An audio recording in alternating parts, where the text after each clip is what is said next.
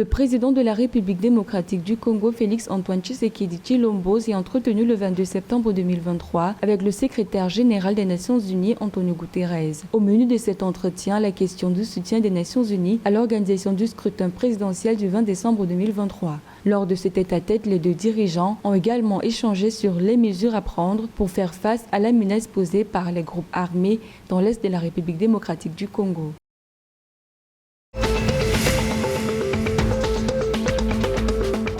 Au Tchad, le groupement spécial antiterroriste a réceptionné des drones de surveillance et des camions dans le cadre de la force conjointe du G5 Sahel le 23 septembre 2023. Au total, 6 camions bennes, 4 camions hydrauliques, 4 chargeurs et 16 drones de surveillance à basse altitude ont été réceptionnés. Depuis 2009, le Tchad est la cible régulière d'actes terroristes. Selon les Nations Unies, le groupe islamiste Boko Haram est accusé d'avoir provoqué la mort de plus de 20 000 personnes et plus de 2,3 millions de déplacés.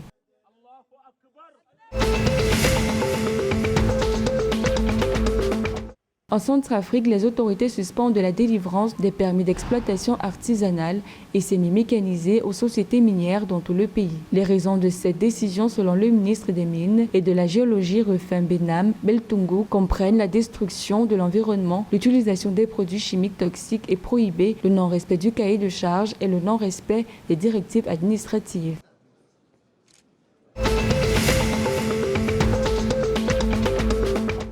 Au Cameroun, une assemblée générale constitutive de la Kikon Hydropower Company est annoncée pour le 25 septembre 2023 à Yaoundé. Les coûts de la constitution de cette compagnie sont évalués à environ 650 milliards de francs CFA. La création de cette entreprise, dont les actionnaires sont la Société Électricité de France et l'État du Cameroun, est une nouvelle avancée dans le cadre de ce projet qui vise à doter le Cameroun d'un nouveau barrage d'une capacité de production oscillant entre 450 et 550 MW.